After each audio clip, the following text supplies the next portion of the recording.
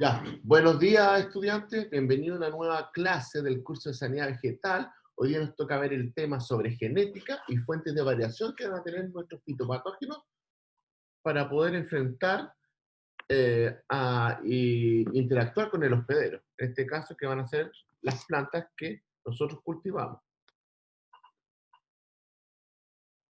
Recordar que la próxima clase es la prueba, así que al final de esta presentación vamos a hacer a lo mejor un pequeño resumen de lo que hicimos en las clases previas o dudas que tengan ustedes para enfrentar la prueba.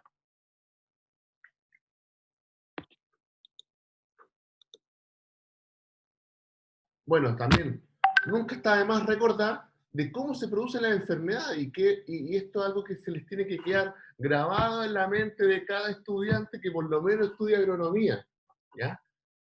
Es el triángulo de la enfermedad. Para que se produzca una enfermedad es necesario que concurran tres aspectos muy importantes. Uno, que tiene que estar la presencia de un hospedero, y este hospedero tiene que ser susceptible, que va a ser nuestra planta, va a ser nuestro cereal, puede ser nuestro arroz, puede ser la papa, puede ser un frutal como el manzano, el kiwi, o una especie forestal como eucalipto o pino. Los agentes patógenos, a su vez, pueden ser microorganismos que son causantes de enfermedad, y estos pueden ser bacterias, hongos, virus, fitoplasmas, viroides, entre otros. Nemátodos también. Y tienen que ser virulentos. Y también otro aspecto muy importante para que se produzca una enfermedad, aparte del hospedero susceptible, un patógeno virulento, son las condiciones ambientales favorables, tanto para que se reproduzca y se desarrolle el patógeno y se multiplique, y también muchas veces condiciones ambientales que van a hacer que nuestro hospedero sea susceptible o sea más predisponente al ataque del patógeno. Porque como ustedes saben, la agricultura muchas veces tenemos problemas de condiciones ambientales adversas, como pueden ser inundaciones. Las inundaciones van a traer problemas a nivel del suelo, va a faltar oxígeno. La raíz, eso va a predisponer bastante a la planta a que pueda ser infectada o atacada por algún patógeno débil que se encuentre en el suelo, como puede ser fusarium, verticillium. Y muchas veces también hay otro factor que actúa para que se produzca la enfermedad, y esos son los vectores, que van a dispersar al patógeno. Y los vectores, ¿quiénes son? Pueden ser a su vez nemátodos que pueden infectar virus o viroides, fitoplasma, no lo sé, áfidos, chanchitos blancos, entre otros. Pueden ser vectores de varias enfermedades que son importantes. Por eso muchas veces también una de las medidas de control o de manejo que tenemos que integrar, aparte de estar enfocada al manejo de la enfermedad en sí, al patógeno, muchas veces va a estar enfocada también al vector. Acá tenemos un ejemplo. Acá tenemos una virosis muy importante en vides a nivel mundial, que es la virosis de la degeneración de la hoja de la vid. Y se llama degeneración porque dependiendo de qué síntoma el que va a predominar, va a ser el nombre de la enfermedad que se le va a dar. En este caso se llama hoja en abanico porque la hoja se deforma de tal forma que fuera un abanico y aparte se pone clorótica. Acá ustedes pueden ver en la imagen clorosis de la hoja, y acá en una visión panorámica, un viñedo, y se ve en un lugar un paño de color amarillo, que es positivo a esta virosis de hoja en abanico. ¿Y cuál es el vector? Es un nemátodo. Los nemátodos son microorganismos, acuérdense, o macroorganismos que están del suelo, están en el suelo. En este caso tenemos Syphinema index, que es un ectoparásito migratorio. Acuérdense, hay que integrar los conocimientos. ¿Ah? Nosotros la primera clase que tuvimos fue de nemátodos. Y nemátodos, ectoparásitos migratorios, significa que es un nemátodo que puede actuar externamente sobre el sistema radical, pincha, pero y se puede mover. Otro vector que puede ser también importante, los chanchitos blancos tienen, no es la mejor imagen de chanchito blanco que pueden encontrar en el mundo, pero se entiende que es un chanchito blanco y me comprometo a mejorarla porque, bueno, Veo que no se ve tan claro. Pero son dos chanchitos blancos, donde tenemos el chanchito blanco adulto y un chanchito blanco, unas ninfas. ¿Ya?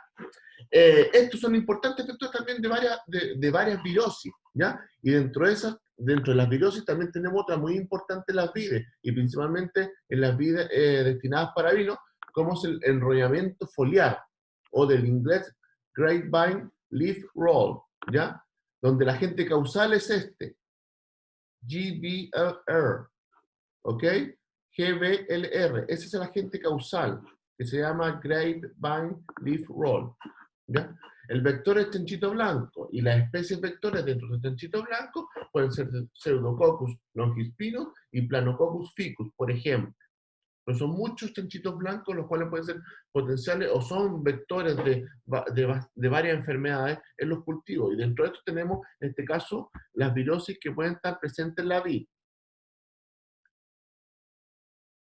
Bueno, en la clase pasada también pudimos entender de cómo se ataca y cómo se defiende la planta y además de qué afecta a la planta. Sin lugar a dudas, en la planta pueden afectar distintos procesos y distintas estructuras en la planta. Podemos tener problemas a nivel del sistema radical, problemas con hongos asociados a pudriciones, a nemátodos, a bacterias, y esos que van a producir muchas veces van a impedir que el sistema radical absorba agua y minerales y también haya una síntesis y una posterior translocación de aminoácidos esenciales y también de algunas fitohormonas que se sintetizan en los ápices de las raíces, como la citoquinina.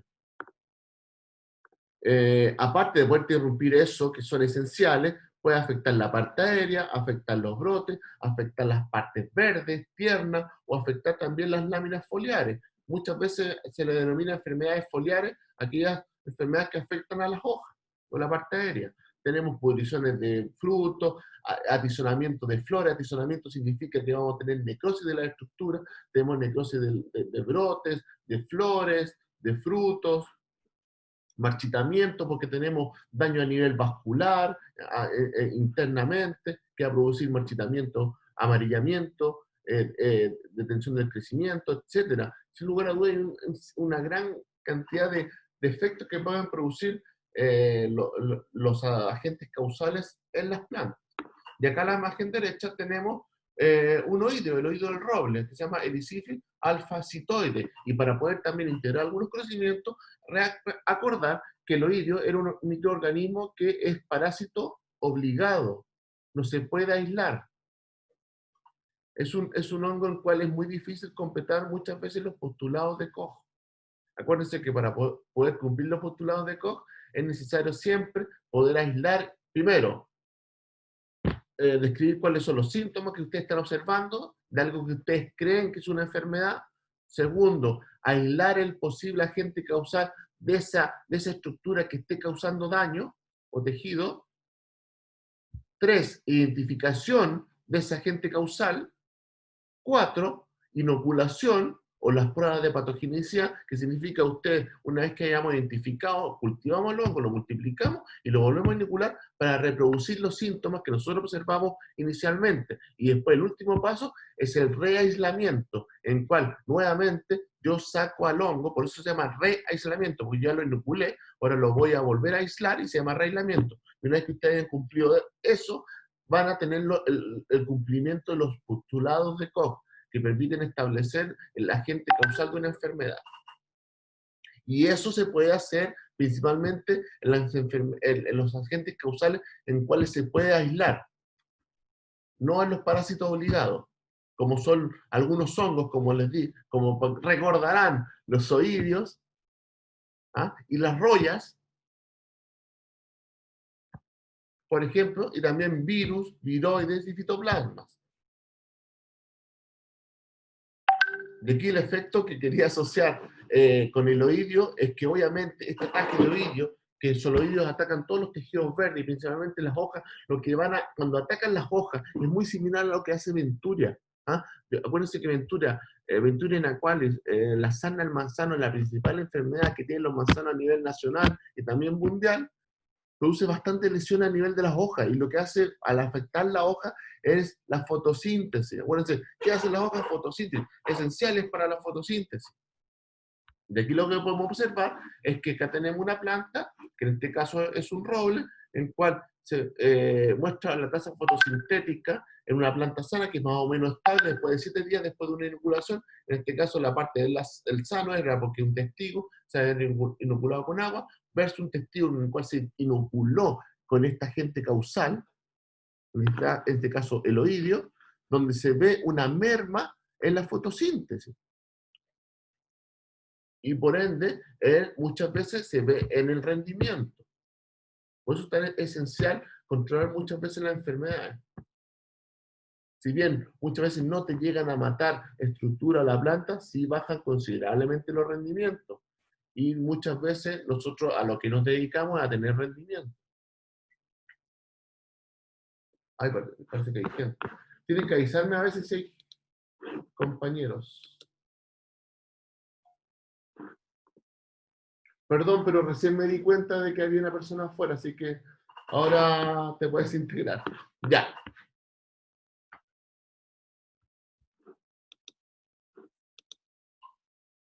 Ya. También recordar la diferencia entre síntomas y signos. Recordar, signo, como pueden ustedes observar acá, están observando la pudrición gris de la cereza. La principal enfermedad que tiene la cereza a nivel nacional son las pudriciones causadas por Botrytis cinerea, ¿ya? Que es un hongo necrotrófico, que lo podemos aislar, se puede aislar. Es uno de los principales hongos que afecta a la agricultura a nivel mundial. Bueno, y esta botritis es la principal enfermedad que tiene la cereza. Y cuando estamos viendo, por ejemplo, aquí donde tengo mi cursor, tenemos la cereza ya madura, y tenemos acá, se le puede observar como pelillos, como algodón, y se ve como algo de unas tonalidades blanquecinas grises. Cuando nosotros observamos esto, y es un agente causal, y sabemos que es del agente causal, se llama signo. Uno cuando puede observar al agente causal, se va a llamar signo. Y la reacción que va a tener esta interacción se va a llamar síntoma. Y en este caso el síntoma, vamos a tener una pudrición blanda de la pulpa, que es acción de las enzimas que va produciendo este hongo a medida que va invadiendo. Hay un cambio de tonalidad de la piel muchas veces, a su vez también se ponen los tejidos blandos, se rompe la piel a su vez también, hay secreción muchas veces de la pulpa. Muchas veces también, en el caso de la cereza y muchas frutas en el cual infecta botritis, se forman nidos de botritis muchas veces, en los arándanos, en las peras, en las manzanas, en los kiwis. Uf, en muchas frutas.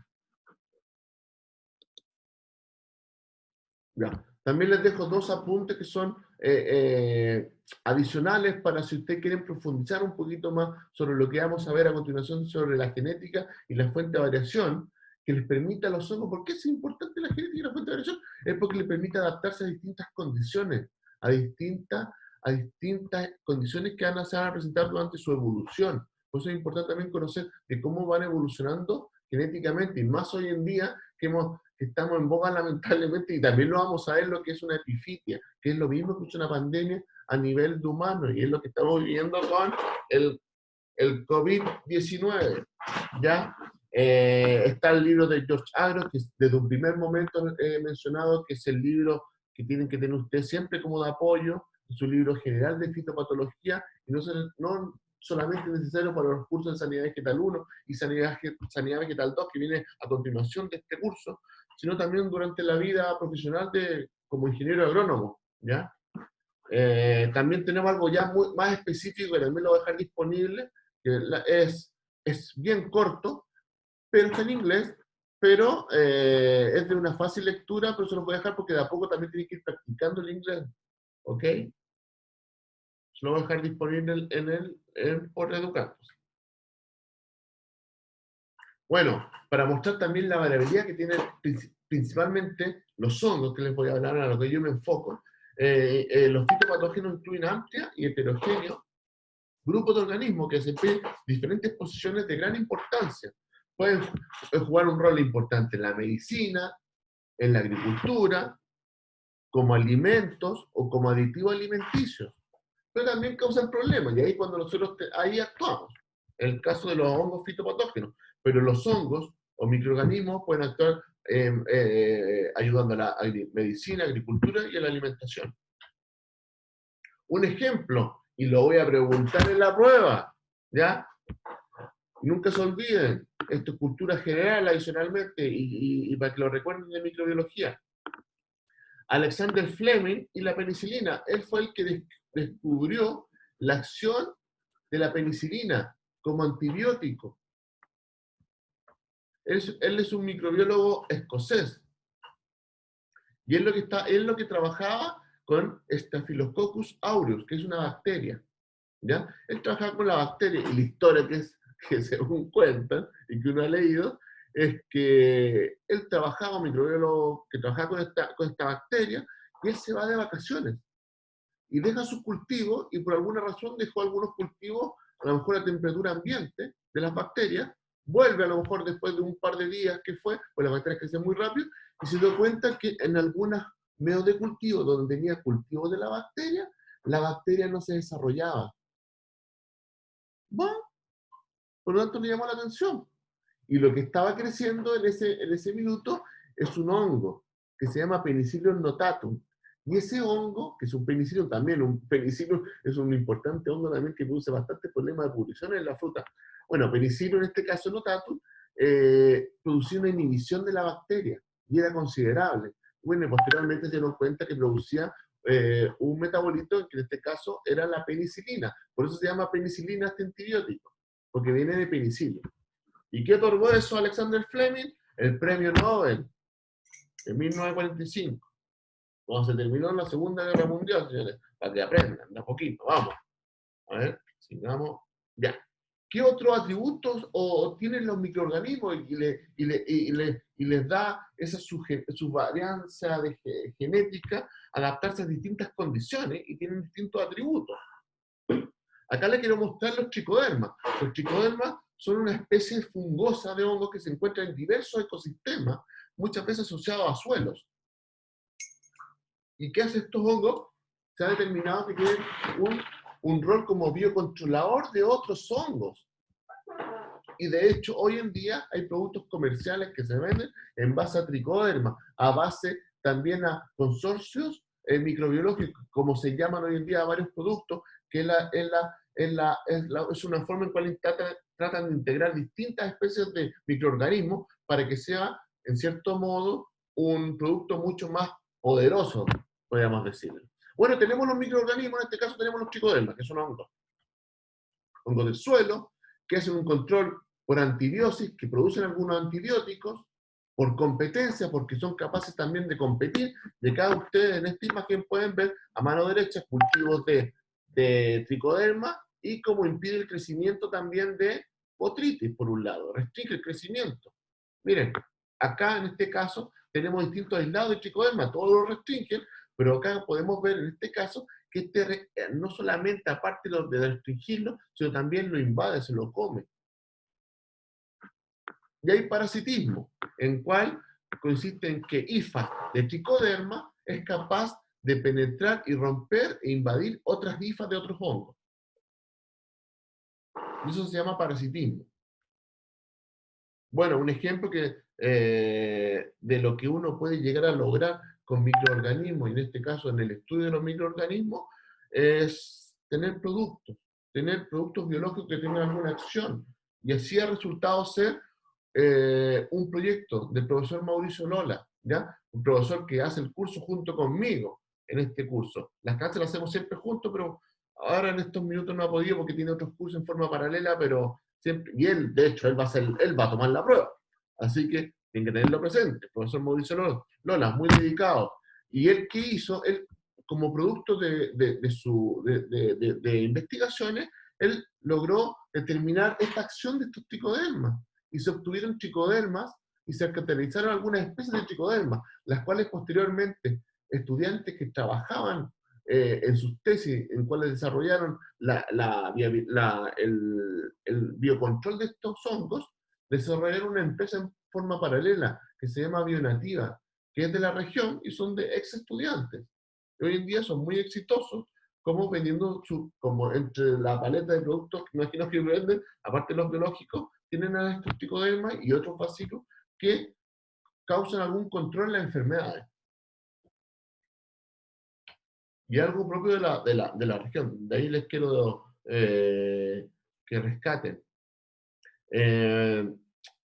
También tenemos muchas veces el caso de botrytis cinerea. Son ejemplos donde ha resultado exitoso, por ejemplo, utilizar tricoderma o combinándolo, o mezclándolo o alternándolo a lo mejor con productos agroquímicos, como puede ser en el moho gris. La enfermedad se llama moho gris de la frutilla, causada por botrytis cinerea. También tenemos el moho gris del racimo, o la podredumbre gris del racimo, causada por botrytis cinerea en la vid. También ha resultado exitoso emplear estos biocontroladores. Y tenemos otro ejemplo que se los dejo como para que ustedes lo detallen. Tenemos también bastantes roles que juegan importantes en la producción de alimentos y aditivos alimenticios. Puede ser una fuente. Miren, los champiñones, ¿a quién no le gustan los champiñones? A todos les gustan los champiñones, excepto a mí, no me gusta, pero igual me los puedo comer en la pizza. Sí, no los como, pues no me gustan mucho, pero a varios les gusta y hay muchas culturas en las cuales las tienen establecido y han evolucionado en la alimentación en base a los hongos.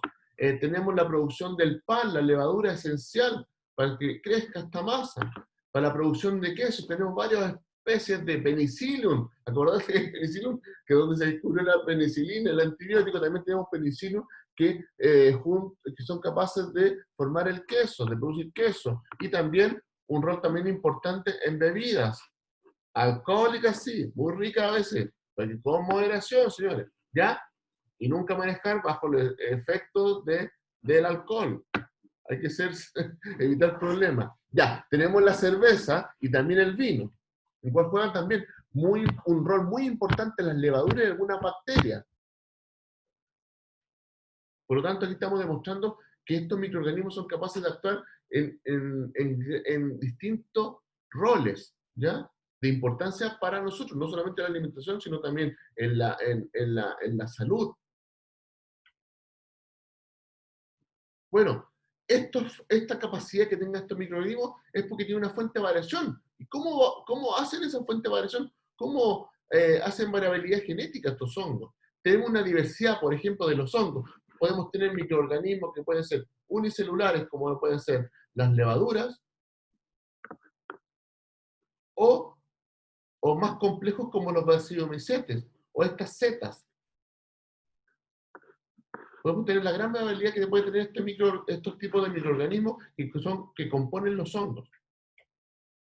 Acá tenemos un ejemplo, para que recuerden también, patógenos hospederos. Claro, tenemos patógenos que van a estar muy ligados, muy asociados al hospedero. Y esos van a ser los patógenos que son específicos, que una relación extrema. Y muchas veces los patógenos que tienen esta relación muy extrema tienden a ser, no siempre, pero tienden a ser también parásitos obligados, porque han evolucionado de tal forma a tener una integración tan fina y tan asociada al hospedero, hace que sean dependientes.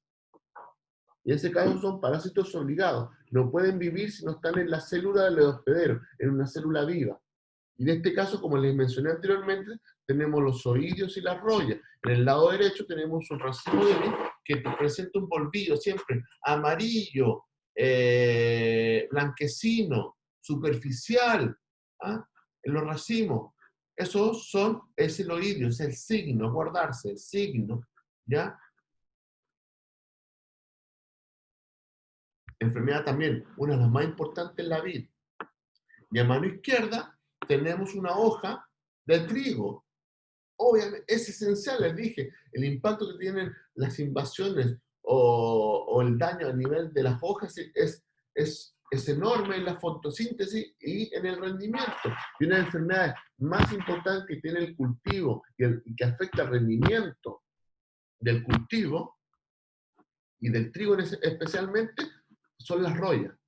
Y también son parásitos obligados. Recordar, nombre de la enfermedad, roya de la hoja del trigo. El agente causal es Puccinia gramini, forma especial tritici. Y tenemos otros hospederos generales. Les mencioné bastante la botritis, le voy a adelantar. Botritis cinerea es un hongo que tiene, sin lugar a dudas, más de 200 hospederos. Es un patógeno general, tiene muchos hospederos.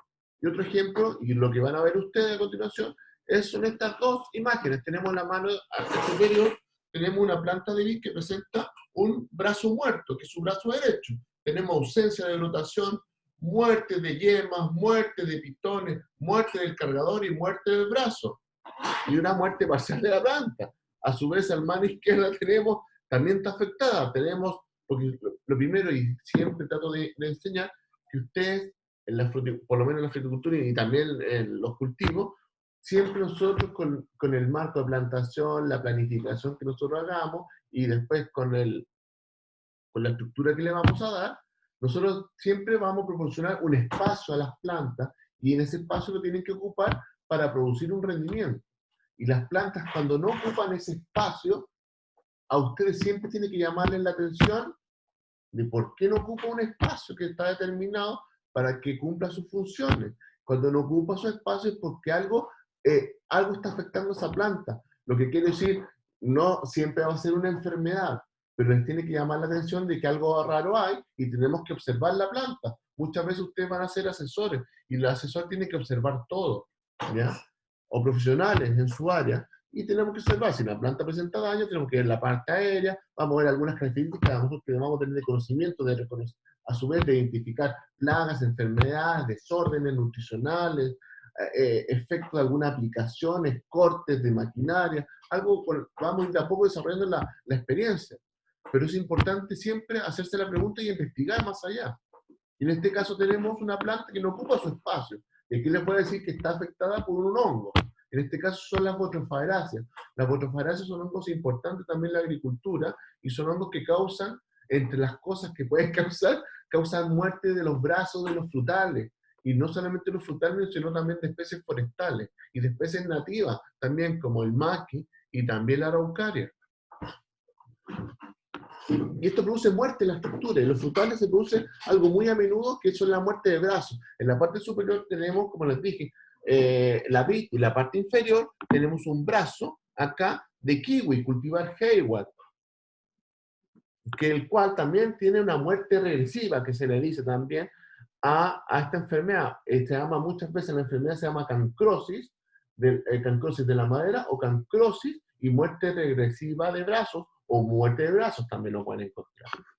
Y esto es causado por hongos, en este caso de la familia Botrofaeraceae, y dentro de la especie que se destaca dentro de esta familia se encuentra Diploidea seriata. Y estos hongos que hacen invaden internamente la madera y es como producen su daño, y la consecuencia de ese daño vamos a tener necrosis interna de la madera y también muerte de la estructura y serobrotación, problemas de la brotación, muchas veces vamos a tener deformaciones de las hojas, clorótica, y una posterior muerte, no maduración de frutos, sin duda una grandes consecuencias en la planta. Acá tenemos, como les dije, otro hospedero que es generalista, perdón, otro patógeno que es generalista, y en este caso tenemos un hongo. En nuestra agricultura, y principalmente, bueno, yo me dedico mucho a lo que me enfoco a la fruticultura principalmente, pero los hongos a nivel nacional en Chile, las principales agentes causales que tenemos son los hongos, y son los que producen los principales problemas. No quiere decir que también tengamos problemas de carácter de bacteriosis, que son importantes también en la agricultura, y para eso las he mencionado también en las clases anteriores. Pero sin lugar a dudas, los hongos ocupan un lugar muy importante. Y dentro de eso tenemos a Botrytis cinerea. Este es un hongo por excelencia de fitopatógeno. Es un hongo que no necesita heridas, es un hongo que tiene una capacidad enzimática que es capaz de producir daño a nivel de la piel. Independiente que pueda entrar, obviamente, por aberturas que se generen por la manipulación que muchas veces uno le hace a la fruta o al manejo de la planta, sino también por daños que se produzcan por condiciones adversas. Granizo, golpe de ramas por viento, etc. ¿ya? Tenemos botritis cinerea, por ejemplo, es muy importante. La enfermedad más importante que tiene en los frutos de kiwi es la pudrición peduncular, que se llama, o también pudrición gris, causada por botritis cinerea. También las manzanas, también, tanto en la pre-cosecha muchas veces, si tenemos condiciones favorables, principalmente de agua libre, de precipitaciones y temperaturas cálidas, que pueden estar cercanos a la cosecha, se pueden producir ataques de botritis en la fruta, y vamos a tener la pudrición gris de la botritis. Y también es una pudrición que se desarrolla y la vemos muy a menudo durante el almacenamiento, durante la post-cosecha de esta manzana y pera, muchas veces. También tenemos ataques en cereza, en post-cosecha, y la uva. Claro, la uva es la principal enfermedad que tenemos a nivel de la uva. Chile, para recordar, es un país, es el principal país productor y exportador, no productor, pero sí exportador de uva de calidad en el mundo. Y uno de los principales problemas que tenemos es la pudrición del racimo. Y acá en la parte inferior podemos ver cómo se puede observar el crecimiento de esta colonia y la coloración. ¿Y por qué se le llama gris? Porque muchas veces cuando maduran las estructuras y se exponen a la luz, generan esta coloración y producción de conidias que les da esa coloración gris, que es el signo. Acá tenemos otro patógeno, y les dije, y se los mencioné, Penicillium expansum. Penicillium es un hongo que también afecta a una gran cantidad de hospederos, manzanas, peras, uvas, entre otros, cebollas. Patógeno importante. Ustedes pueden ver la estructura, los signos, que todos podemos ver esta especie de pompones, y también muchas veces fácilmente también visualizar la sintomatología, una pudrición muchas veces que es blanda.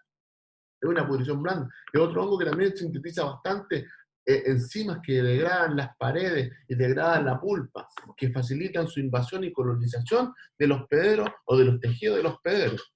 Y acá abajo pueden ver cómo se observa a nivel de microscopio. Acá lo que ustedes están observando es una estructura que se le denomina conidióforo. El conidióforo, para que ustedes recuerden, va a ser aquella estructura especializada en la producción de conidia. Para su vez, estas conillas van a producir una multiplicación de este hongo y una dispersión de este microorganismo, las cuales muchas veces en la vida cotidiana de la agricultura, estas estructuras que nosotros vamos a ver, y se lo internan con los que le pasé la clase pasada, sobre las fuentes de inóculos, que es donde se va a encontrar muchas veces este patógeno, este fuente de inóculo va a tener muchas veces, se va a tener condiciones ambientales favorables, como les dije, las precipitaciones, salpicado la lluvia, que van a propiciar que estas estructuras se dispersen al resto de los hospederos o a hospederos cercanos, que es como se va a dispersar muchas veces estos hongos.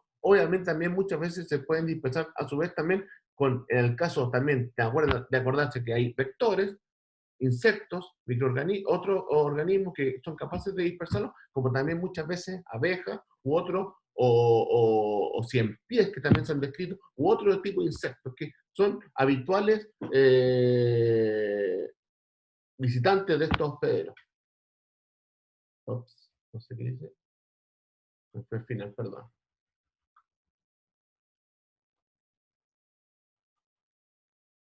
Ya. Bueno, sin lugar a duda, todo lo que he tratado de mostrar es que hay una variabilidad en estos hongos. Y eso está dado generalmente, en el caso de los hongos, por tres fuentes de variación básicas o importantes. Y las voy a preguntar. Si les pregunto cuáles son las fuentes de variación que tienen, por ejemplo, los microorganismos o los hongos principalmente, van a ser tres. Mutación. Por mutación. Mutación puede ser porque se expusieron a algún compuesto que puede producir mutación, o mutación se produce también porque se pueden exponer muchas veces a rayos ultravioleta que pueden producir mutación, o muchas veces por desorden en la multiplicación de nuestras células. A veces se producen problemas en la copia y la replicación de nuestro ADN, y muchas veces se producen mutaciones. Esa mutación hace muchas veces que nosotros variemos en algunos aspectos. en alguna respuesta, sensibilidad, por ejemplo.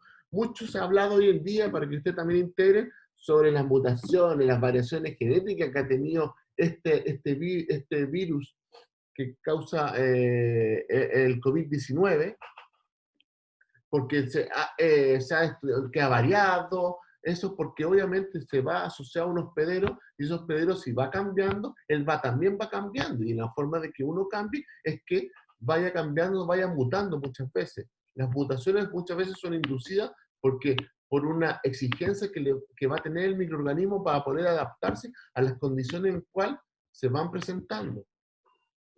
Y una de esas fuentes de variación puede ser la mutación.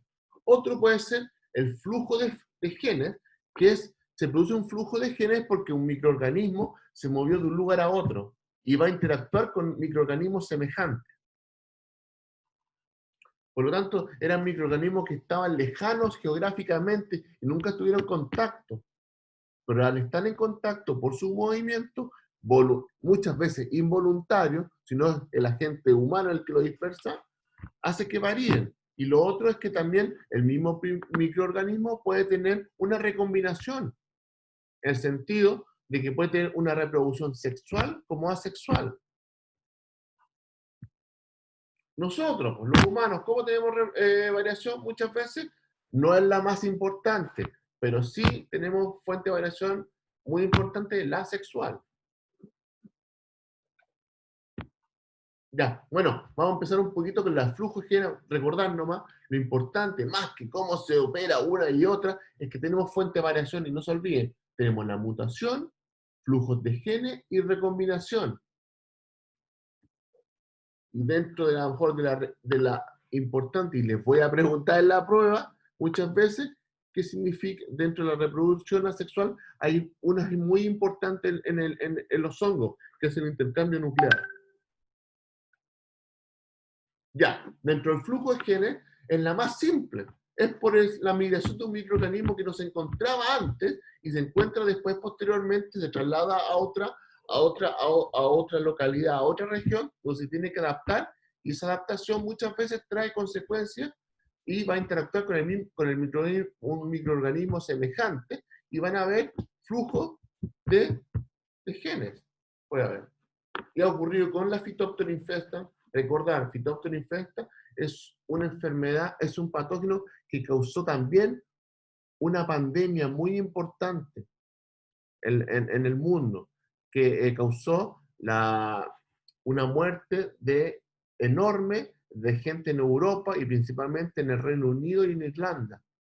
No sé si ustedes saben, no tengo la imagen, parece, pero después voy a contar la historia, en que la migración de irlandeses que llega a Estados Unidos, que es muy importante en las costas de Nueva York, se produjo porque la gente se estaba muriendo de hambre porque todo su cultivo básico, que de alimentación del Reino Unido, perdón, era la papa, y están afectados por un hongo, por una enfermedad que es causada por Phytophthora infesta.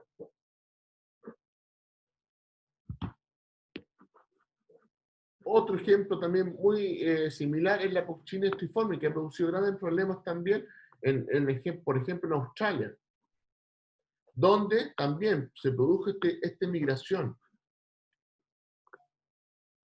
Y esos cambios, yo les dije que esos cambios muchas veces pueden hacer que un microorganismo cambie en su forma de virulencia, de cuán virulento va a ser. De hecho, en el COVID se dice eso, que ahí sepa ahora más virulento de lo que se identificaron inicialmente cuando se identificó a este microorganismo, este virus, en Wuhan, China. Bueno, puede ser un movimiento local o larga de este microorganismo. Las mutaciones, yo les dije, van a ser alteraciones que se van a producir en la composición nucleotídica de nuestro ADN. Ya a medida que se va copiando, se va replicando, muchas veces se producen errores. A veces los errores se arreglan. Hay varios procesos que genéticamente pueden hacer correcciones de esos errores, pero a veces también tenemos mutaciones que se producen y no se arreglan. Y esas mutaciones pueden ser de distintas formas, ¿ya? Yo les voy a dejar acá cómo se hace cuando inserciones, cuando se adhiere una secuencia que no debiera estar, a veces se adiciona otra secuencia, y otra es cuando también se pierde otra secuencia. Todo eso puede producir una mutación. Y también muchas veces esa mutación puede ser propia después, muchas veces, y lo que nos pasa a nosotros con la edad es que nuestro ADN no va a actuar de la misma forma de cuando éramos bebés, cuando éramos jóvenes. Obviamente, biológicamente nos trae consecuencias, y esas consecuencias muchas veces van a generar problemas, y esos problemas muchas veces van a ser los cánceres. Los cánceres. Ya, dentro de la reproducción y dentro de la recombinación, tenemos una que es la asexual, y es muy importante. Y dentro de los hongos, tienen que entender que también juega un rol, es la que produce la mayor variabilidad, pero como les he comentado, no es la única.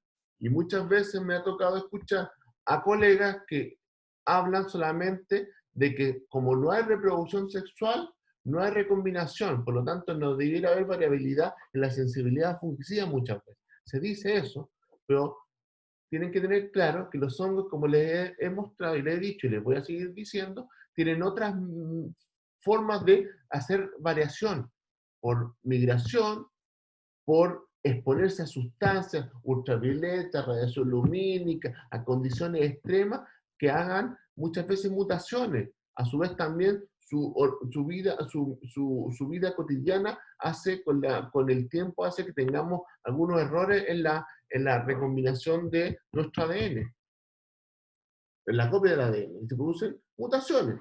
Pero también, y en eso ellos aportan bastante la variación. Por eso no hay que caer en el error que el sexual es lo único. ¿Ok? Y dentro de lo sexual, obviamente vamos a tener es que se produce meiosis. Hay una recombinación de genes, de núcleos. Se va a producir una recombinación, y eso se va a llamar meiosis.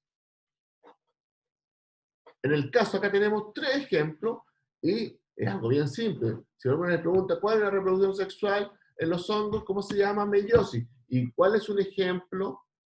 Vamos a tener algunas estructuras que van a ser estructuras sexuales. Dentro de los hongos, en general, van a tener estructuras, los hongos van a tener estructuras asexuales y estructuras sexuales de reproducción. Y en algunos hongos están descritas ambas, y en algunos otros no. La gran mayoría tienen la asexual, pero también tienen esporas de carácter sexual, que es producto de una recombinación genética. Y dentro de eso tenemos la Venturina qualis, para que vayamos integrando también. La Venturina qualis es el agente causal de la sarna del manzano, principal enfermedad que afecta a los manzanos. Es una mancha que afecta a todos los tejidos verdes, principalmente de los brotes, de las hojas, donde afecta el rendimiento, y estas lesiones sarnosas que se les llama, y también los frutos. Es muy importante en los manzanos. ¿Y qué produce? Las ascosporas, que son estructuras sexuales. Y estas ascosporas, donde se van a tender a producir, se van a producir cuando se caen las hojas, en el periodo de caída de hojas. Cuando se caen las hojas es cuando este hongo empieza a hacer recombinación sexual, a producir sus ascosporas, y va a ser la fuente inóculo.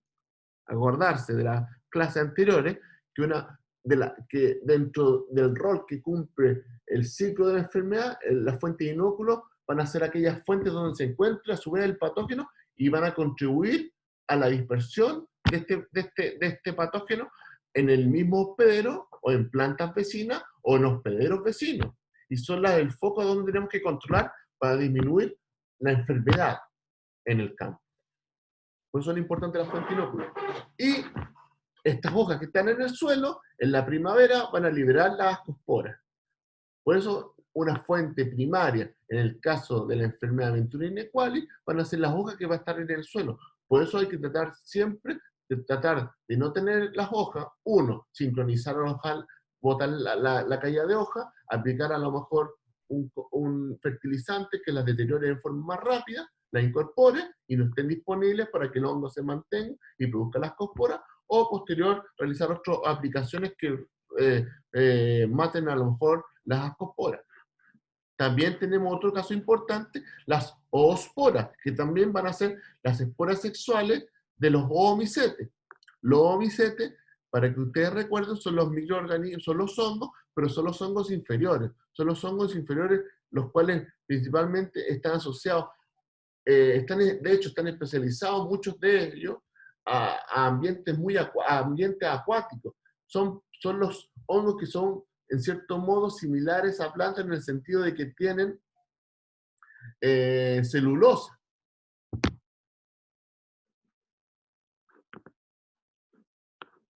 Ya.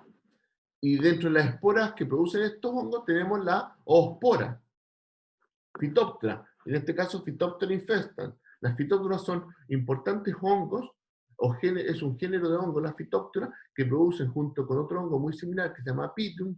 Los dos son hongos del suelo que producen problemas a nivel del sistema radical y del cuidado de los cultivos, tanto de plantas de cultivo, papas, o también como frutales, manzanos, kiwi.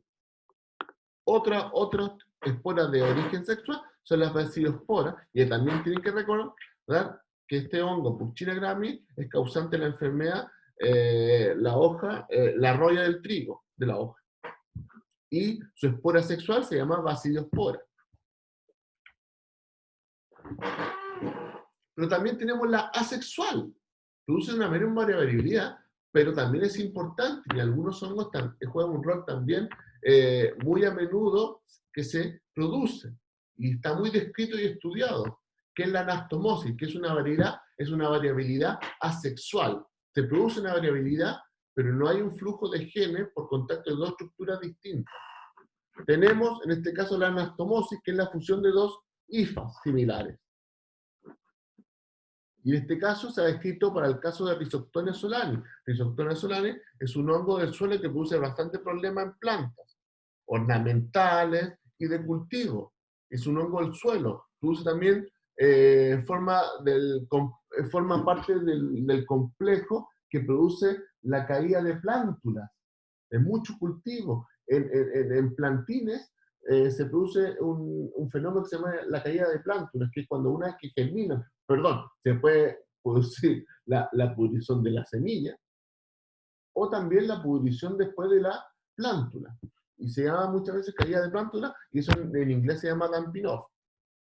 Y este hongo juega un rol importante como dentro del complejo que causa ese damping off, como también a su vez, por sí solo, produce problemas.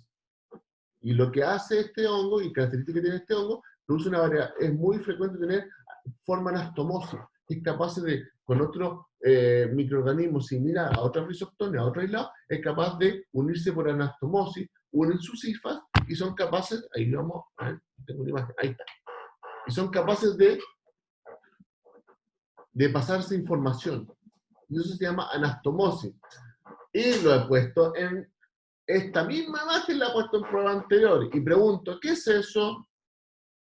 Por lo tanto, ¿qué dirán? Es, profesor, una anastomosis.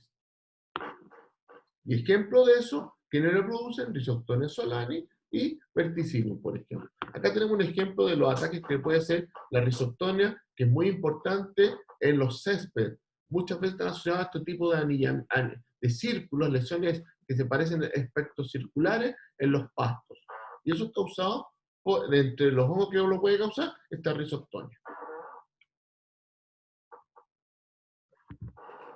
También tenemos otros mecanismos de recombinación, que son el parasexualismo, que pueden ser, hay unión de núcleos distintos, pero no es sexual, sino es por otras vías. Está la heterocariosis, la cariogama, recombinación, la mitosis y la haploidización. ¿Ya? No quiero profundizar más en el tema, pero sí tienen que saber que hay uno que se llama parasexualismo y puede ser de distintas formas. Les dejo aquí también como tarea averiguar este mecanismo. De hecho, está en los apuntes que les dejé arriba, en los cuales ustedes deberán consultar si quieren profundizar. Pero lo importante es que existe el parasexualismo y no olvidar lo que les mencioné anteriormente. Eso en cuanto a los hongos y las fuentes de variación que tienen los hongos, que son varias como pudimos, espero que hayan podido escuchar y ver.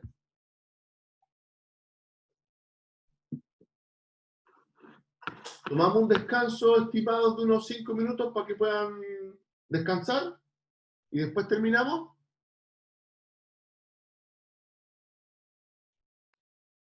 Ok. Ya, 5 minutos.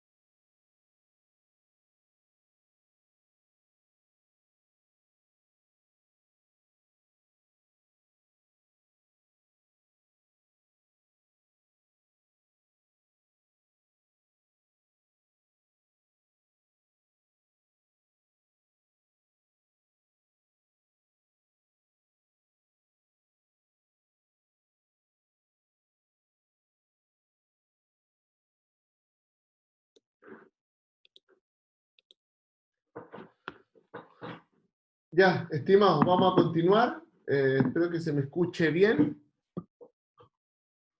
Para ahora vamos a continuar con la recombinación que ocurre en las bacterias. Yo les dije las bacterias, si bien yo les dije la feticultura no son tan importantes, por lo menos a nivel nacional, sí tenemos algunos casos que son importantes, y les voy a mencionar, como es la bacteria Pseudomonas syringae, Patovar syringae, para que vayamos integrando, agente causal de la enfermedad más importante que tienen los carosos, que es el cáncer bacterial. Otra bacteriosis importante es la bacteriosis del kiwi, causada también por una especie muy similar que se llama Pseudomonas syringae Patovar actinidae. También es una bacteriosis que afecta al kiwi y produce muerte de estructura y de las láminas foliares también. Son dos viruses que son en su ejemplo importantes en esos cultivos. ¿Y cómo se recombinan las bacterias?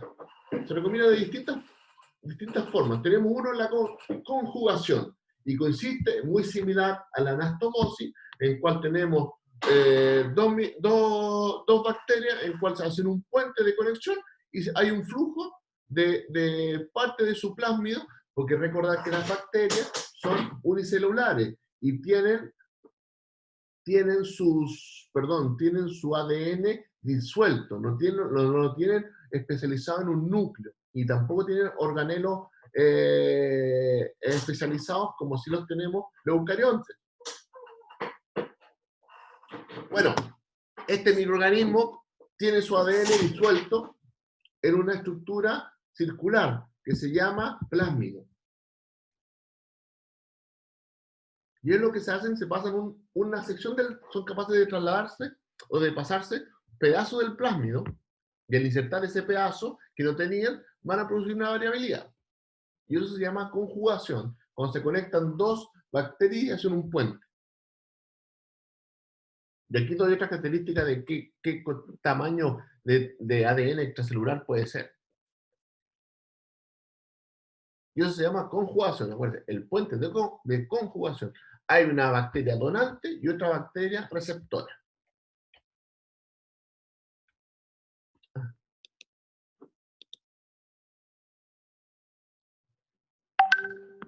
La otra es la transformación, ¿ya? Esta consiste en que hay un ADN libre que es captado por esta bacteria. La incorpora y va a producir una variabilidad. Y eso se llama transformación.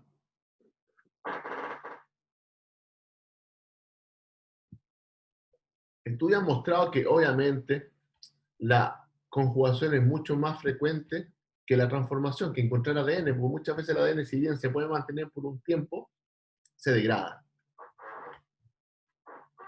Lo otro que tenemos, la tercera fuente de variación que vamos a tener en bacterias, es la transducción, en cual el material genético es transportado a una bacteria que va a ser receptora por la acción de un bacteriófago. Y ese bacteriófago se va a ser aquel microorganismo que es capaz en cierto modo, de conectarse a esta bacteria y pasarle un flujo de ese material. ¿Y quiénes son esos? Los virus.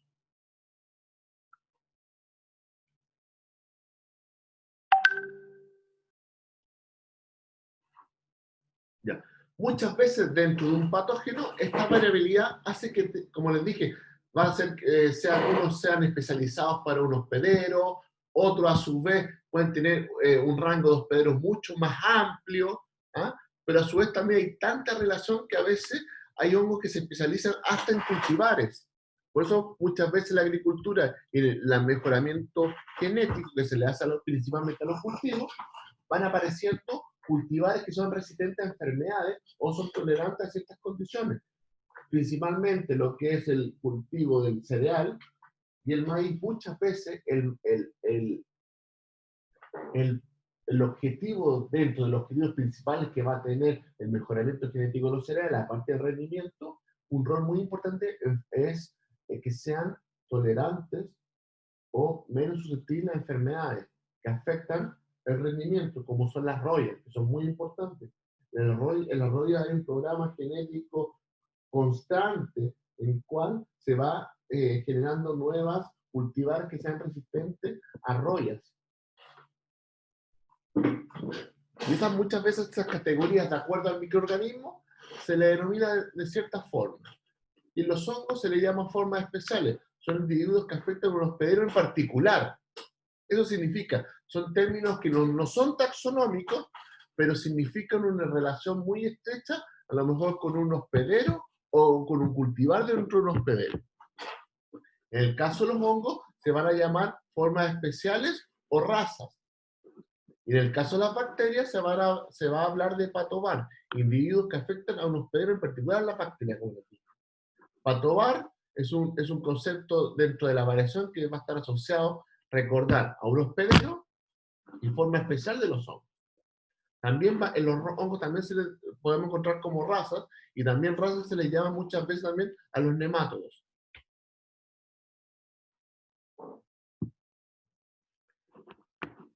También tenemos que mirar desde el punto de vista del hospedero, es que la resistencia versus su susceptibilidad va a estar determinado genéticamente. Nosotros estamos genéticamente ya estructurados, ya tenemos una genética que nos va a decir de cómo vamos a actuar, independiente que tiene la capacidad de poder responder a cambios, algo que ya está predestinado. Y la resistencia muchas veces puede ser permanente, si tenemos una genética acorde en respuesta a lo mejor a un ataque de un hongo. Y también tenemos algo que se llama resistencia ontogénica, que es una resistencia que se va dando en el hospedero de acuerdo a medida que se va desarrollando la estructura o el racimo. Por ejemplo, ¿qué quiere decir? Uno habla de resistencia ontogénica, por ejemplo, en el manzano. En el manzano, por ejemplo, podríamos decir que las hojas verdes son más susceptibles que las hojas coriáceas o hojas ya maduras, por ejemplo, para Venturi.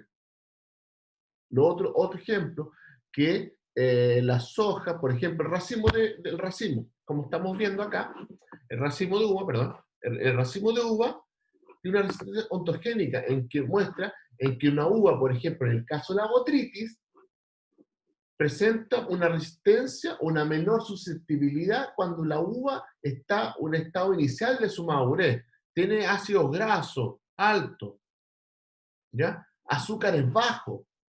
Hace una condición que no es propicia para botrytis y por lo tanto tiene una resistencia propia que es genética que es producto de su fisiología, de su organismo, del hospedero. Eso hace que tenga una resistencia, ¿cómo se llama? Ontogénica, que está asociada a la edad, a la maduración del hospedero. Y aquí vamos a tener, en este sentido, una maduración del racimo, que un estado inicial de madurez es menos susceptible al ataque botrytis, lo cual no quiere decir que no sea susceptible, va a tender a ser menos susceptible, ¿ya? Pero a medida que este racimo vaya madurando, esa resistencia ontogénica se va a ir perdiendo, porque a medida que va madurando, van bajando los ácidos grasos, va bajando el pH y aumentan los azúcares. Y eso hace una condición más propicia o más cómoda para el caso de botrytis. Es todo lo contrario, por ejemplo, si lo comparamos con el oidio. Al oidio todo lo contrario. Le gustan los ácidos, le gusta lo verde, no lo maduro. Que al revés de la botrytis, en el caso de la uva.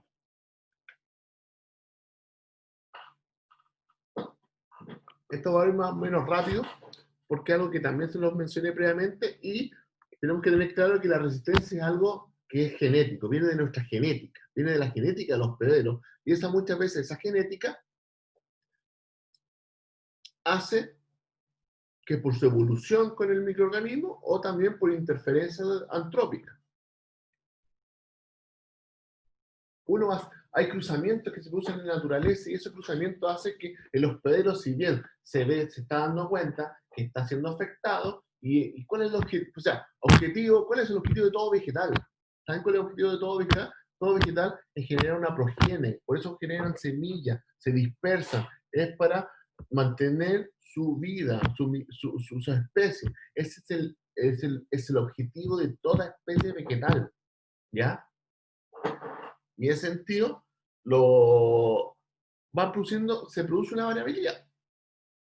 Y tenemos resistencia, ¿ya? Y dentro de la resistencia que podemos tener en los hospederos, podemos tener una resistencia que puede ser, es resistencia verdadera, en el sentido que está hacia un patógeno. Esta puede ser una resistencia vertical, el cual va a estar asociado a un gen. Por eso se dice que es monogénica. Y esto lo pregunto en la prueba. Es algo tan simple que quiero que se aprenda en esto. La diapositiva. Resistencia vertical está asociada a un gen. Es específica.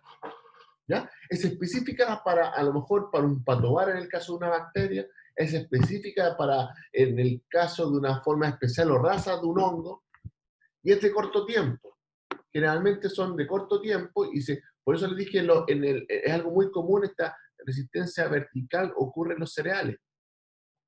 Porque constantemente, cada 2 o 3 años, se van generando nuevas variedades resistentes. Eso es porque también, aparte de que el hospedero genere una resistencia o se induzca una resistencia, el microorganismo, para poder sobrevivir, también va a producir su variabilidad, como les mencioné, de las diversas formas, para que se vaya, a su vez,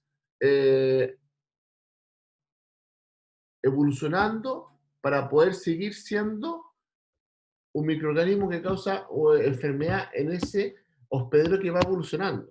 Si no, obviamente va a morir. Pues, ¿cuál es también el objetivo de todo microorganismo? Perdurar, vivir. Ya.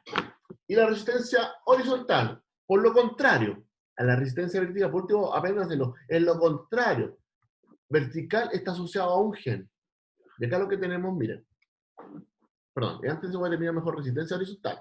Es todo lo contrario, implica a todas las razas, es multigénica, son varios genes los que actúan, a diferencia de la otra, que solamente actúa un solo gen, la vertical y específica.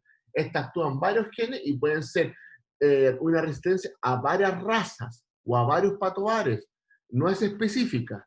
La otra es muy específica y esta es de largo tiempo. Y acá vamos a ver en qué consiste cada una. Tenemos 2 cultivares de trigo. Trigo variedad A y trigo variedad B. Acá, ¿qué tenemos? Tenemos distintas razas del patógeno. ¿Ya? Por ejemplo, tengo una hoja de trigo y tenemos varias rollas. Tenemos una roya 1, una roya 2, 3, 4, 5, 6, 7, 8, 9, 10.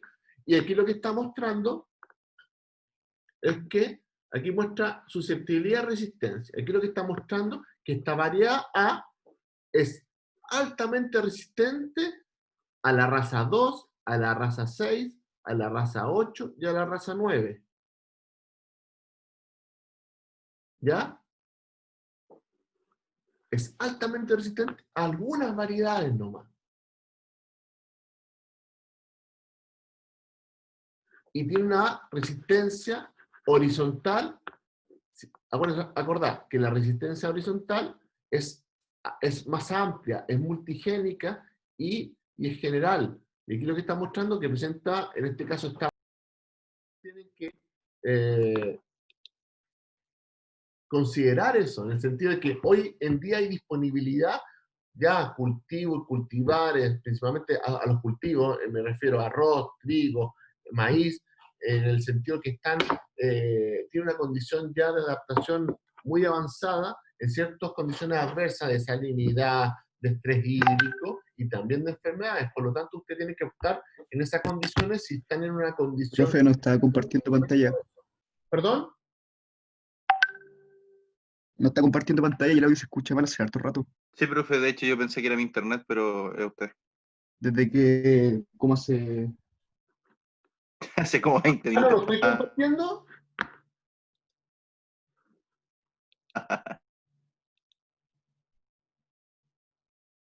¿Ahí se ve o no? ¿Aló?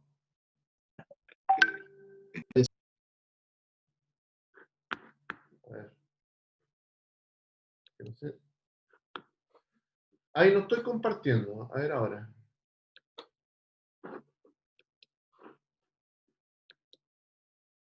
Ahí se supone que sí estoy compartiendo.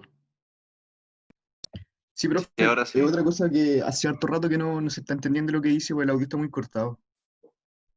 Ya. Bueno, vamos a tratar de hacer lo mejor posible, pero ya, para que vean, por los problemas los tenemos todos. Pero igual, cualquier cosa, yo siempre trato de destacar lo que quiero preguntar después, ¿eh? Así que es una clase bien didáctica la que estoy tratando de hacer, y ojalá también traten de complementarla después con, si se puede verla de nuevo, cuando yo tenga el video disponible. Voy a volver un poquito para atrás para repasar bien, bien rápido a lo mejor conceptos que se me escucharon mal. ¿Ok? Ok. ¿Y a dónde quedaron más o menos?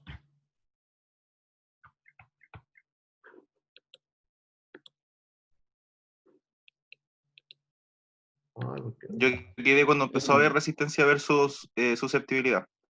Ahí empezó como a tener problemas. Ah, esto no.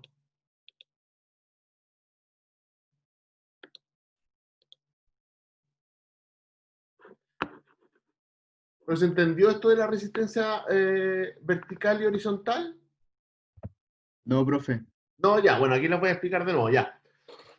La resistencia, estas son dos resistencias que se pueden presentar en las especies vegetales. Muchas veces estas resistencias son manejadas y manipuladas por el hombre dentro del mejoramiento genético, ¿ya?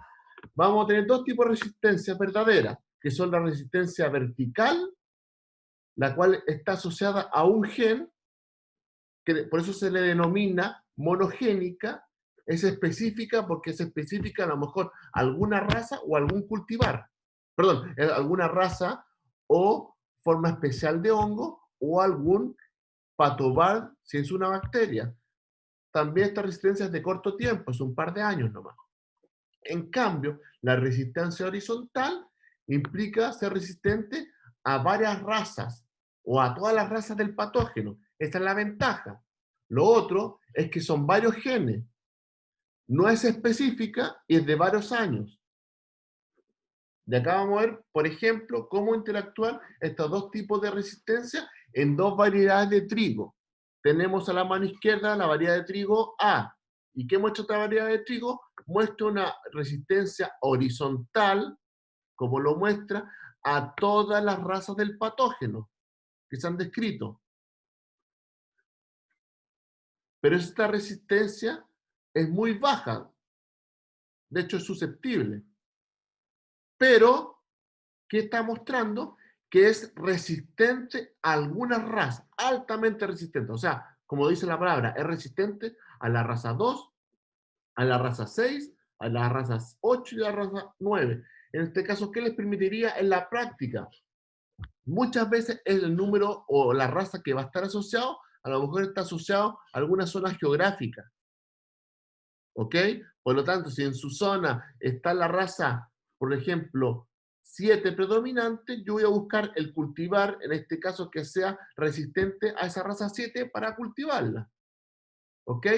A lo que voy yo es que usted siempre tiene que considerar durante la planificación como ingeniero agrónomo, es considerar dentro de varias cosas también la opción de empezar ya con un cultivar resistente o que sea más apto a la condición ambiental o de campo a la cual ustedes lo quieren establecer. ¿Ok?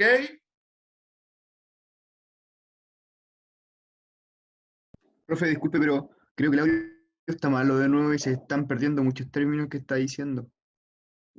Yo también te escuché cortado. Espérate.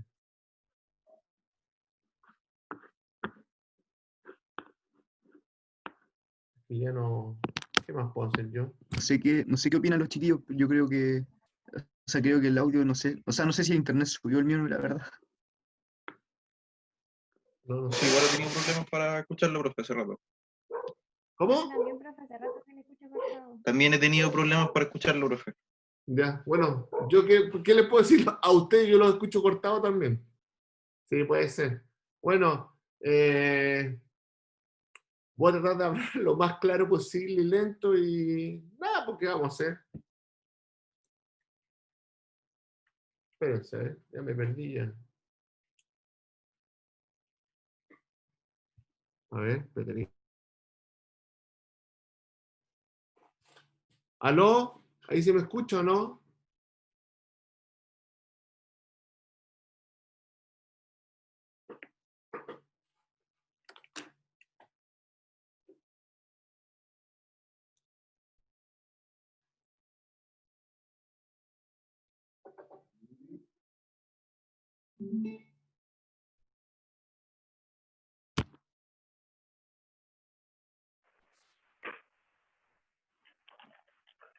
A ver, supuestamente cambié de...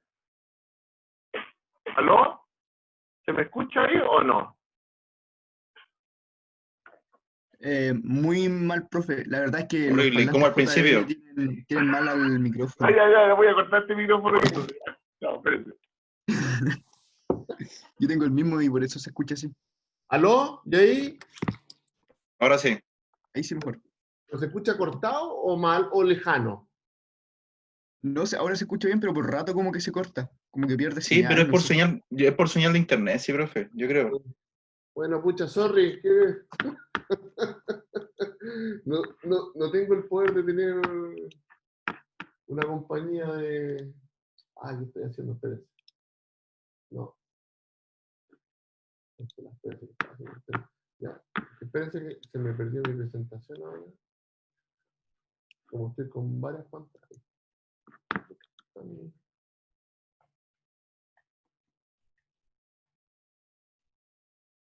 ¿No? Oye.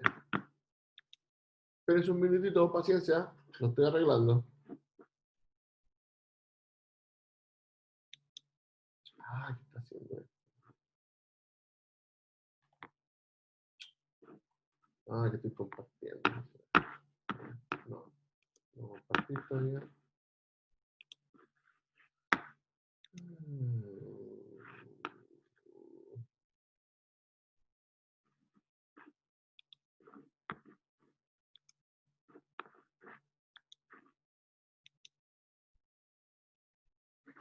Ya, espero que se me escuche fuerte y claro. ¿Es así? ¿O cortado todavía? Se escucha bien. Ya. Bueno, para seguir con la resistencia verdadera en plantas, bueno, esencialmente, independiente de si se sigue interrumpiendo, es importante las diapositivas. Yo creo que dentro de todas las diapositivas yo siempre trato de destacar lo más claro, lo que se vaya a preguntar, independiente del relato que uno le va dando, y porque muchas veces uno va integrando los conceptos, que es lo valioso. Pero para su tranquilidad siempre uno les va a preguntar, no les quiero decir explícitamente, le va a preguntar resistencia vertical en qué consiste, monogénica, específica y cuánto del tiempo, puede ser, ¿ya? Pero no quiero que se queden con esa preocupación, ¿ok?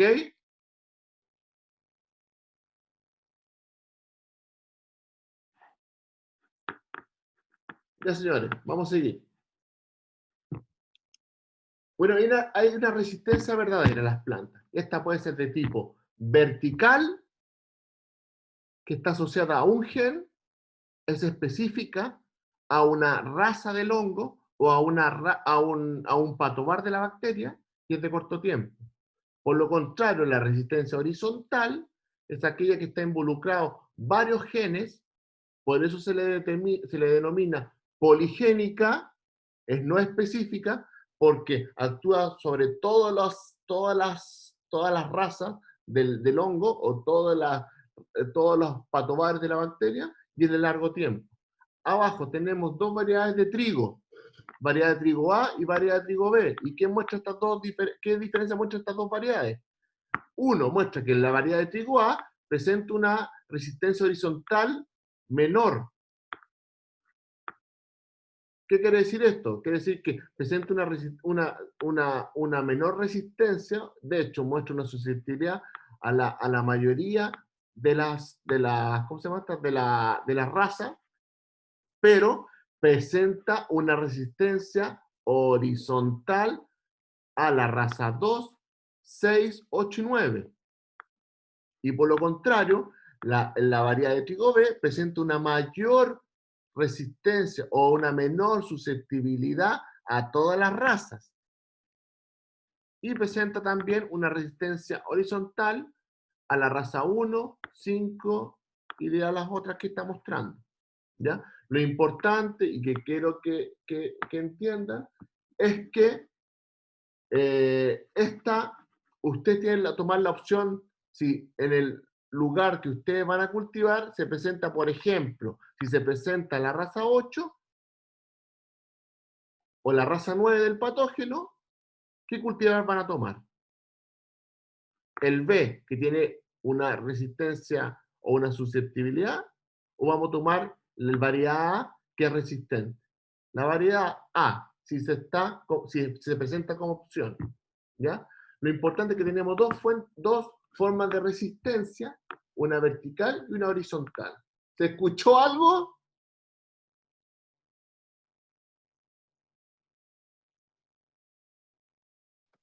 Sí, profe, se escucha. Ya, Por lo menos a mí. ya. Vamos. Que se puede. Ya, acá tenemos un ejemplo de variedad resistente de trigo. Esto es lo que nos muestra, miren, esto es lo que uno puede hacer con un programa de mejoramiento. Tenemos distintas razas, ¿ya? Del patógeno. ¿Y qué nos muestra? Este cultivar de trigo nos está mostrando que es altamente resistente a la raza 1, a la raza 0, por ejemplo, a la raza 1. Ah, no, me equivoqué. Perdón, aquí estoy hablando de las variedades resistentes de trigo, perdón. Tenemos 9 variedades de trigo a una raza del patógeno. ¿Y qué nos está mostrando? Que la raza 0, perdón, la variedad 0, la variedad 1 y la variedad 2 son medianamente o altamente resistentes a esta roya. Y son opciones, ¿ya? Esto es un ejemplo nomás de cómo puede variar también la resistencia del del cultivar. Miren, los distintos cultivares, cómo actúan bajo un mismo microorganismo, que en este caso es la roya estriada del trigo.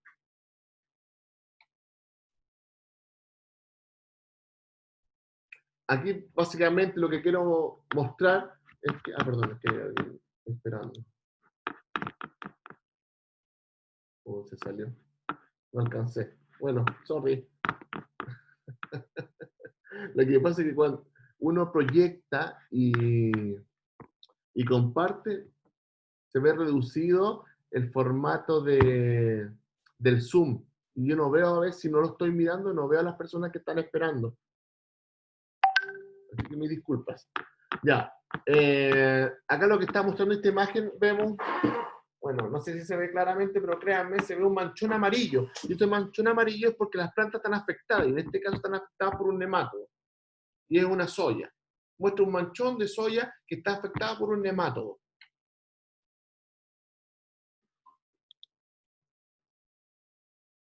Y muchas veces no hay resistencia. O a veces puede haber resistencia en el cultivo. Pero hay otras formas de poder muchas veces de escapar a la enfermedad, ¿ya? Aquí lo que está mostrando, tenemos una soya susceptible, que es el manchón amarillo, que es todo esto que rodea a este, podríamos decir, rectángulo que se ve más verde. Y ese rectángulo que se ve más verde corresponde a una variedad de soya resistente a este nemátodo. Pero también muchas veces, para poder escapar de una enfermedad, a veces no tenemos las opciones de tener variedad resistente. Hay otras formas de poder escapar a las enfermedades. Y eso es cómo. Es lo que se llama escape de la enfermedad. Es porque alguno de los componentes básicos que producen una enfermedad no va a estar disponible. Por ejemplo, si no tenemos un hospedero susceptible, no vamos a tener la enfermedad. Si no tenemos las condiciones ambientales, no vamos a tener la enfermedad. Y si no tenemos el patógeno presente, tampoco vamos a tener la enfermedad. Cualquiera de estos factores que sea simultáneo o solamente uno que no esté, no vamos a tener la enfermedad. ¿Se escuchó bien? Porque esto es importante.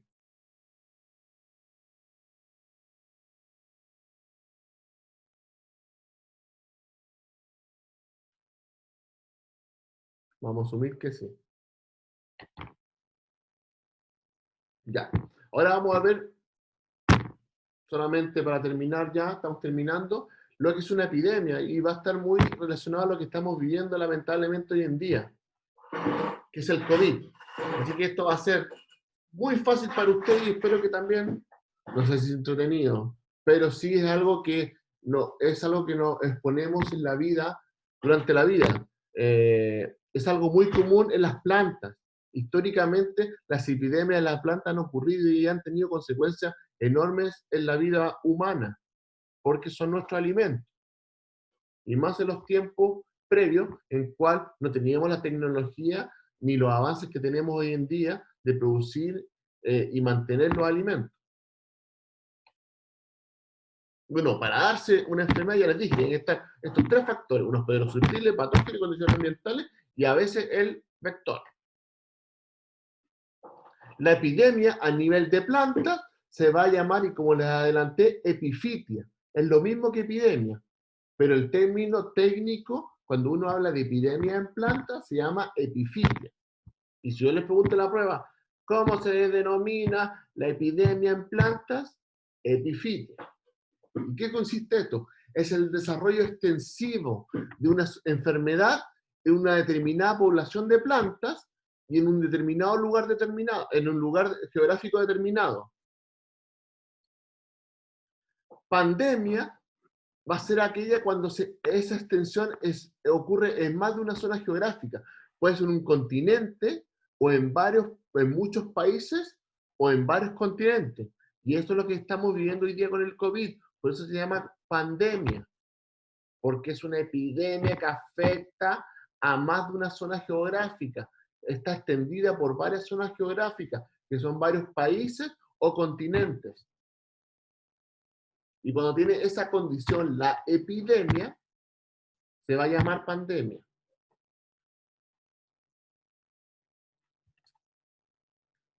Acá básicamente lo que está mostrando esta imagen es lo que pasa con el progreso de una enfermedad. ¿Cuánto se progresa la enfermedad si yo intervengo de alguna forma? Y aquí lo que está mostrando en el eje, siempre para que uno entienda, tiene que explicar los ejes. En el eje de la X tenemos tiempo, que son en días, 20, 40 y parten 0, y versus el eje de la Y, que tenemos porcentaje de la enfermedad. Y aquí lo que está mostrando son distintas curvas que están sujetas a distintos manejos. ¿Y qué quiere decir esto?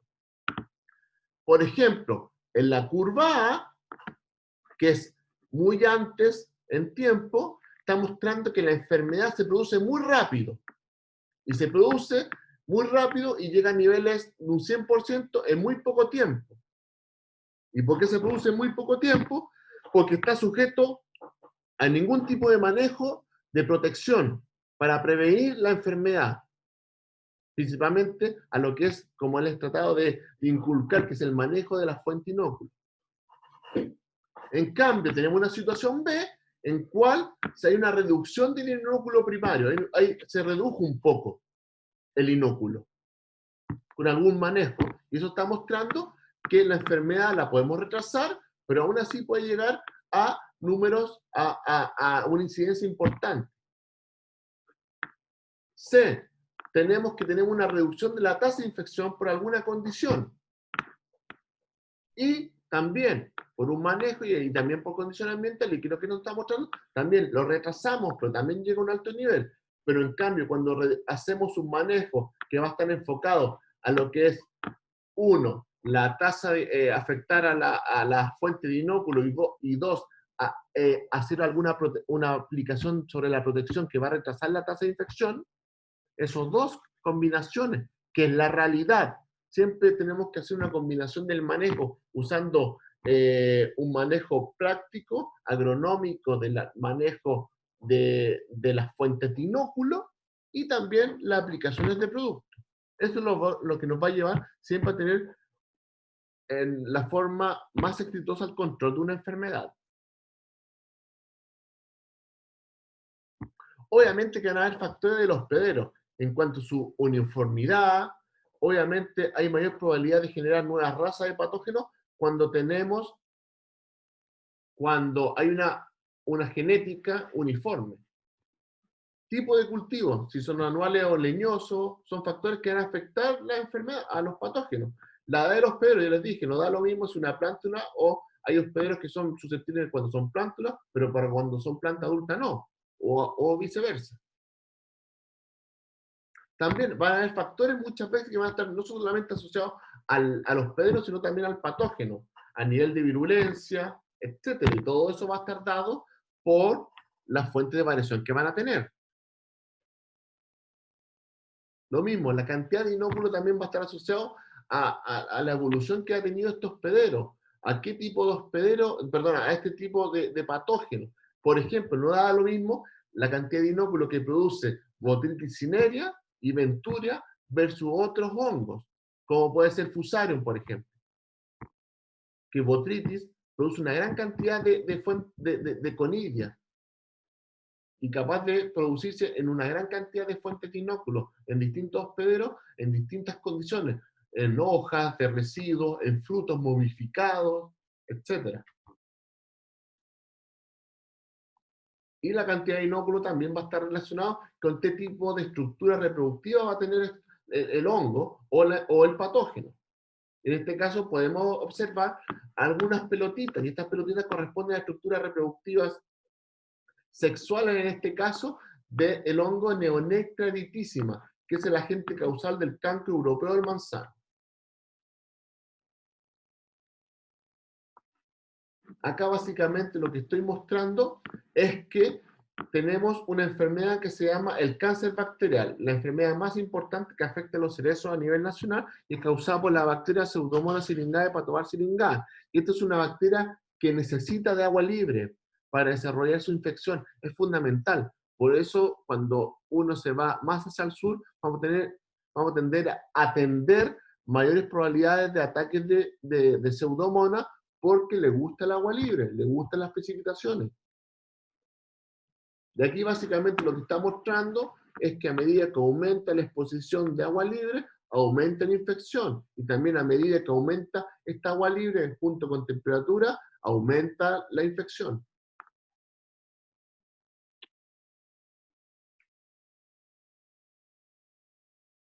Y aquí se destaca muy bien. Principal problema y necesita de condiciones ambientales. ¿Cuáles son? La temperatura y agua libre. Y como les dije yo, hay varias maneras de escapar de la enfermedad. Y no todos tenemos, perdón, no todas las plantas tienen todas las enfermedades que están en el mundo. Y es porque a veces no está el patógeno, no tenemos las condiciones ambientales favorables, que son las dos principales. No tenemos las condiciones o no está el patógeno. Para terminar nomás, algún ejemplo de pandemia, y se los dije, el tizón tardío de la papa. Así se llama la enfermedad, que es causada por la Phytophthora.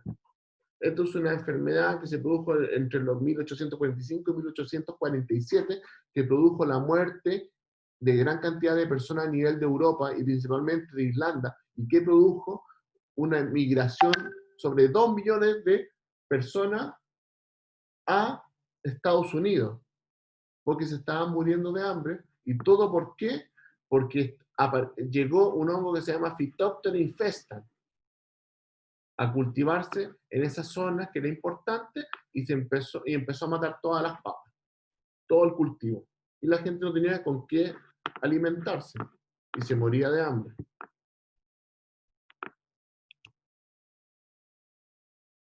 Otro ejemplo importante y ya más moderno de lo que puede ser una epifitia o el impacto es la bacteriosis del kiwi. En el mundo, en todo el mundo donde está el kiwi, los últimos 10 años, esta bacteriosis ha matado una gran cantidad de plantas y de plantaciones, ha afectado bastante al kiwi.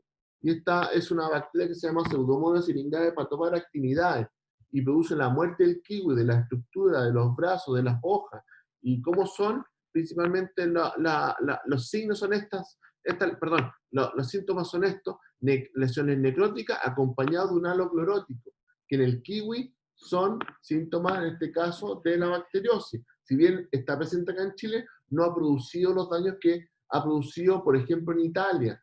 Es una importante zona productora de kiwi y ha producido una devastación de las plantaciones y quema.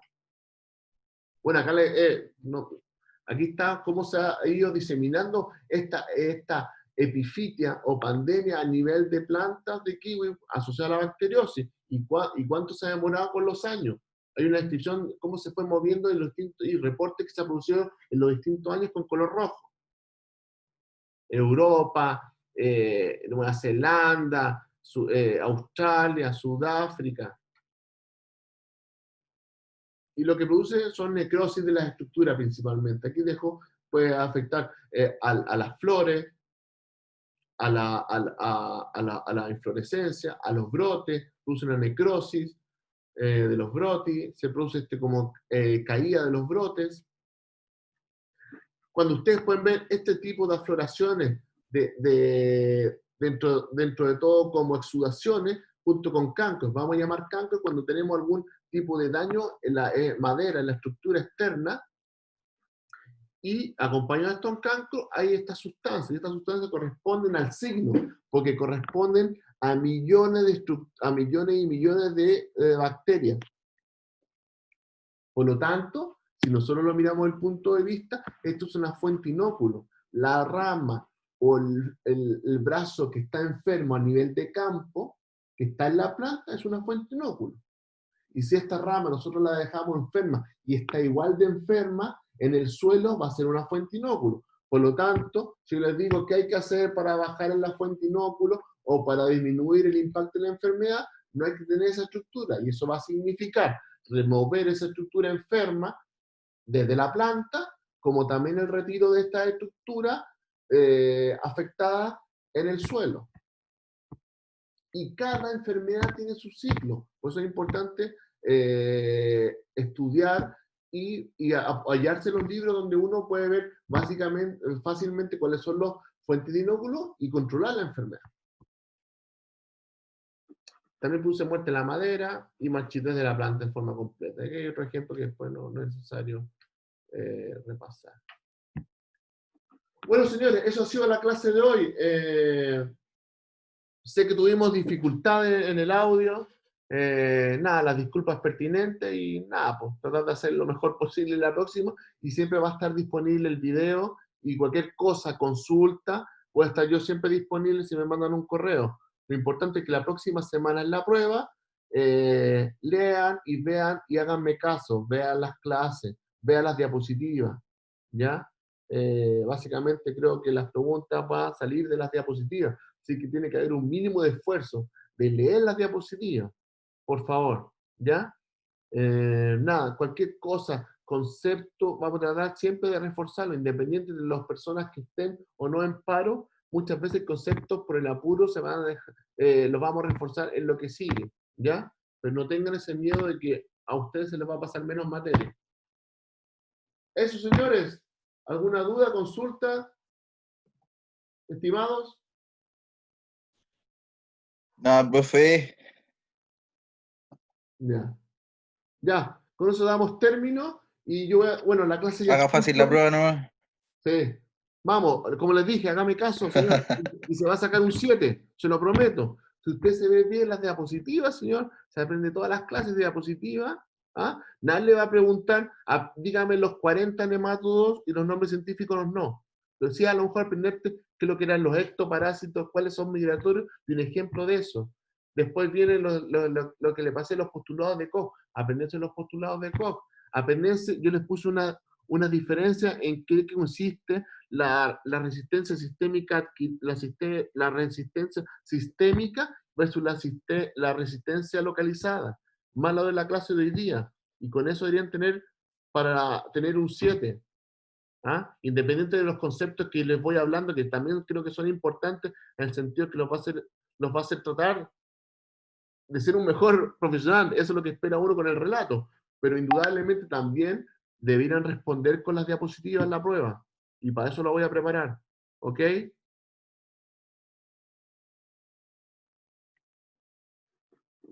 Ya, señores, un agrado, y cualquier cosa siempre estaremos disponibles, yo junto con el profesor Lola.